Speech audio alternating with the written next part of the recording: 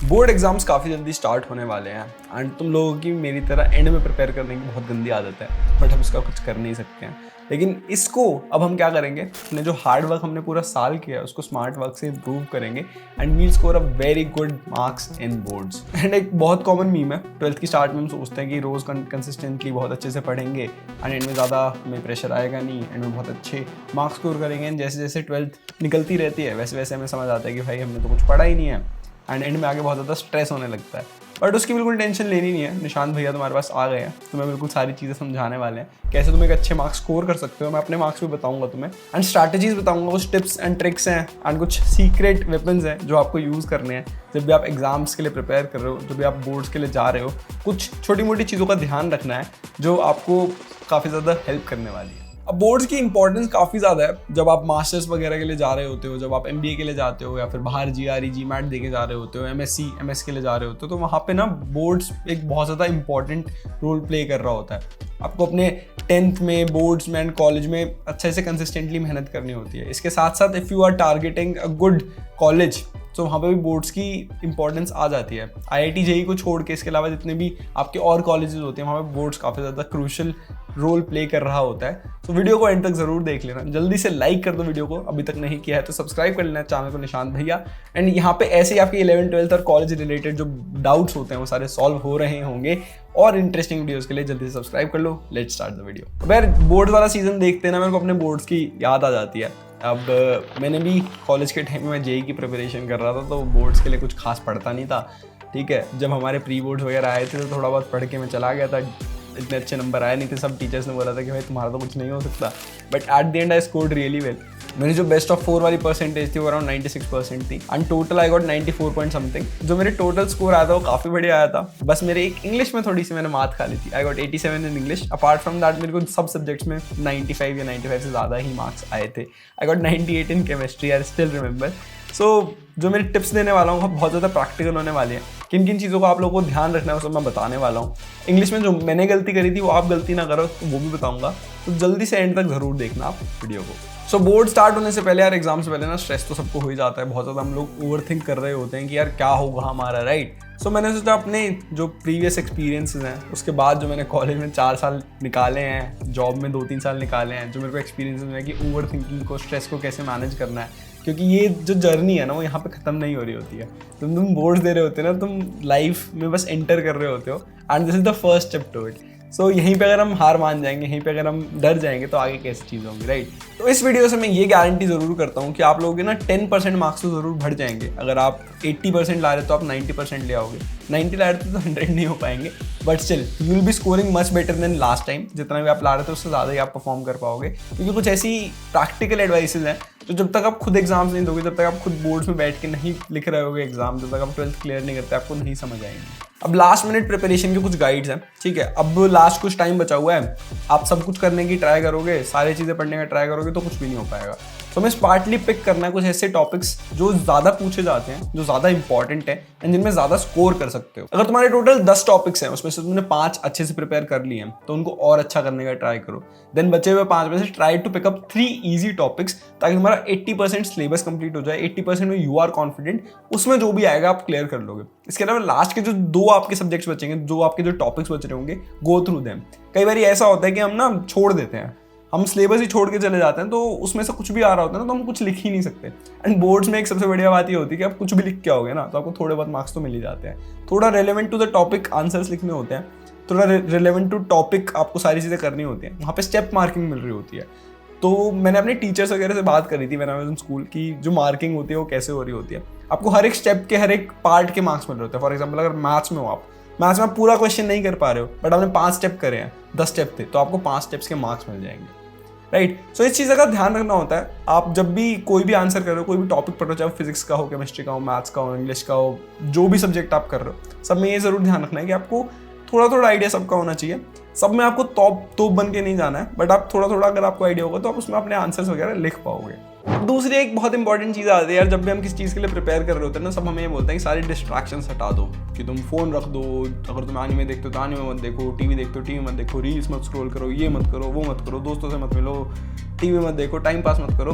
But ऐसा नहीं होता। अपने माइंड को काम रखने के लिए ना आपको ये सारी चीज़ें करनी होती हैं, because that's how you have trained yourself. अगर आप एक दोस्त से नहीं मिल रहे हो, आप उनसे बात नहीं कर रहे हो, उनका हाल चाल नहीं जान रहे, तो यू विल बी स्ट्रेस्ड, यार वो क्या कर रहा होगा, उसकी कैसे पढ़ाई हो रही होगी, ये है वो है, ऐसे है वैसे है। आप फ़ोन नहीं चेक कर रहे हो तो आपको लगता रहेगा हर टाइम पूरे दिमाग में, यार फ़ोन चेक करना है, फ़ोन चेक करना है, फ़ोन चेक करना है। वो टीवी सीरीज, वही क्रिकेट का मैच चल रहा है, वो नहीं देख पा रहा। So plan your day, time allocate करो कि अगर मेरे को 1 घंटा पढ़ना है, टारगेट बना लिया हमने, 1 घंटा मेरे को ये वाला टॉपिक खत्म करना है। टॉपिक खत्म करते ही मैं एक एपिसोड देख लूँगा या 10 मिनट देख लूँगा टीवी, या 10 मिनट देख लूँगी मैं कुछ। तो ऐसे करोगे ना, तुम्हारे गोल सेट हो जाएंगे। अगर आप दिन में 10 घंटे भी पढ़ रहे होगे ना, उसके अलावा भी आपके पास 14 घंटे बच जाते हैं। 7 घंटे सोगे तो 7 घंटे में आप ये सारी चीज़ें कर सकते हो। ऐसा नहीं है कि आप 12-12, 14-14 घंटे पढ़ना है, बिकॉज एंड में 1 हफ्ता आपको मिल रहा होता है। हर एग्जाम के बीच में थोड़ा थोड़ा टाइम होता है, तो आपने पहले तो पूरे साल में कुछ पढ़ाई करी होगी। ये वो टाइम है जहाँ पे आप उसको स्ट्रॉन्ग कर रहे हो, अपने वीक पॉइंट्स को कवर कर रहे हो, राइट। ईट द फ्रॉग, इसका क्या मतलब है? जिस चीज़ से तुम्हें सबसे ज़्यादा डर लगता है ना, पहले उस पर करो। अब तुम्हें पता है कि यार मेरा फिजिक्स वीक है, फिजिक्स के एग्जाम में टाइम कम है, तो पहले फिजिक्स पढ़ लो। तुम्हारे बोर्ड स्टार्ट होने से पहले जो तुम्हें एक्स्ट्रा टाइम मिल रहा होगा, उसमें फिजिक्स को बहुत अच्छे से कर लो, जितने तुम टॉपिक्स कर सकते हो उतने कर लो, एंड बाद में आपको टाइम कम लगाना पड़ेगा उसमें, राइट। एंड आपकी प्रिपरेशन काफ़ी अच्छी हो जाएगी। सो ईट द फ्रॉग, हार्ड चीज़ को पहले करो, जिसमें आप वीक हो पहले रियलाइज़ करो कहाँ पे आप वीक हो, उन चीज़ों पर आप प्रैक्टिस करो, एंड देन जो नेक्स्ट एग्जाम आने वाला है उस पर ध्यान दो। जब भी आपको टाइम मिल रहा है, फॉर एग्जाम्पल एक ऐसा एग्जाम है, अगर आपको केमिस्ट्री बहुत पसंद है, केमिस्ट्री के बीच में 5 दिन की छुट्टी आ रही है, तो उसमें से शुरू के 1-2 दिन आपने कोई और सब्जेक्ट पढ़ लिया, लास्ट के 3 दिन जो दूसरा सब्जेक्ट केमिस्ट्री है फॉर एग्जांपल वो पढ़ लिया, तो इससे क्या होगा, आपके दोनों एग्जाम्स की अच्छी प्रिपरेशन हो जाएगी। नेक्स्ट चीज, जैसे मैंने आपको बताया, अपना डे प्लान करो। तो use a planner to plan your day, कि मेरे को इस टाइम पे ये वाला टॉपिक करना है, इस टाइम पे ये वाला टॉपिक करना है, इस टाइम मेरे को चिल करना है, क्योंकि लास्ट वाले टाइम में ना बहुत ज़्यादा पैनिक क्रिएट हो जाता है। आपको समझ ही नहीं आ रहा होगा, यार मैं कब क्या कर रहा हूँ, कब क्या कर रही हूँ, मेरे को ये वाला भी करना है, वो वाला भी करना है, टाइम कम बच गया है। फिर यही सब सोचते सोचते, ओवरथिंक करते करते, स्ट्रेस लेते लेते आपका 1-1.5 घंटा 2 घंटे निकल जाएंगे, फिर टाइम और कम बचेगा। तो एक रात पहले take a planner, next day का डिसाइड करो कि मेरे को इस टाइम ये चीज़ करनी है, इस टाइम ये चीज़ करनी है, इस टाइम ये चीज़ करनी है, and stick to it. Try sticking to it, उससे काफ़ी होगा। 5-10 मिनट ऊपर नीचे होता तो कोई नहीं, but try sticking to the planner. Make 2 plans, एक अपना शॉर्ट टर्म प्लान बनाओ, एक अपना लॉन्ग टर्म प्लान बनाओ, कि अभी आपको नेक्स्ट डे क्या करना है, हर दिन क्या करना होगा, उसको शॉर्ट टर्म प्लान बनाओ।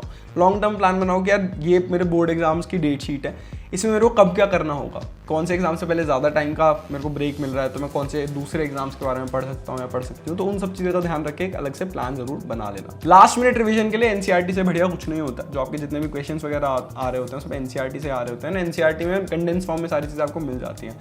जितने भी गाइड बुक्स हैं वो पढ़ो, बट एग्जाम से पहले एनसीईआरटी को स्किम थ्रू ज़रूर कर लेना। कुछ चीज़ें होती हैं जो एनसीईआरटी में होती हैं एंड हम मिस कर जाते हैं कि चलो ये कौन ही पूछ रहा है, बट इंपॉर्टेंट होती हैं, तो एनसीईआरटी को ज़रूर अच्छे से पढ़ लेना। अब एक और चीज़ यार, एक्सेप्ट द ट्रुथ।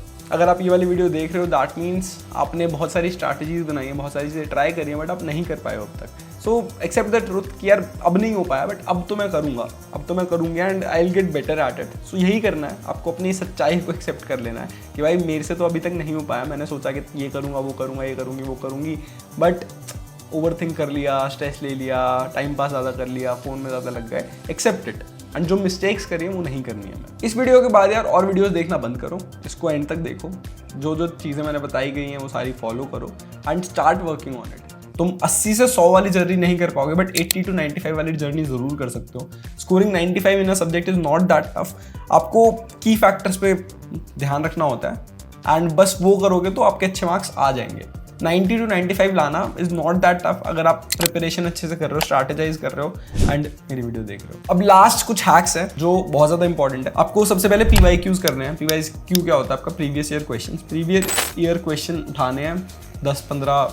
10 साल के तो मिनिमम बोर्ड्स के आपको देखने होते हैं। 10 साल बोर्ड्स के देखने में क्या होता है यार, क्वेश्चंस ना रिपीट बहुत होते हैं, चाहे वो मैथ्स हो, फिजिक्स हो, इंग्लिश हो ना, आपके क्वेश्चंस रिपीट होते रहते हैं। तो आपको क्या करना है, आपको क्वेश्चंस रिपीट हो रहे हैं तो उसका फायदा उठाना है। पुराने वाले सारे सॉल्व करोगे, बैठोगे, उनसे आपको आइडिया लग जाएगा किस टाइप का पेपर आता है, क्या चीज़ें हो रही होती हैं, and you will be able to solve it in the real exam as well. तुम्हारा कोई बड़ा भाई बहन है, कोई कज़न है जिसने बोर्ड्स दिए हो रिसेंटली, उनसे बात करो, उनसे पूछो कि उनको क्या डिफिकल्टीज आई थी, कैसे उन्होंने चीज़ों को इम्प्रूव किया था, क्या क्या प्रॉब्लम्स थी, and don't do the same mistakes जो उन्होंने करी थी। आप बहुत सारे यूट्यूबर्स के वीडियोस देख रहे होगे, बहुत सारी चीजें देख रहे होगे, तो कंफ्यूज हो जाओगे। बट मेरे सबसे बेस्ट एडवाइस आपके बड़े भाई बड़े बहन ही दे पाते हैं। आई एम बीइंग योर बड़ा भाई, मैं सही एडवाइस दे रहा हूँ, ऐसे हवा में बातें नहीं करूंगा। बट स्टिल आई रिकमेंड कि आप 1-to-1 किसी अपने कजन से, भाई बहन से, किसी से बात करो, so that you have the clear idea, clear picture कि उन्होंने क्या मिस्टेक्स करी थी एंड आप वो मिस्टेक्स फिर से ना करो। थर्ड चीज है भाई, कॉन्फिडेंस ना बहुत ज्यादा इंपॉर्टेंट है कि मैं तो कर ही लूंगा,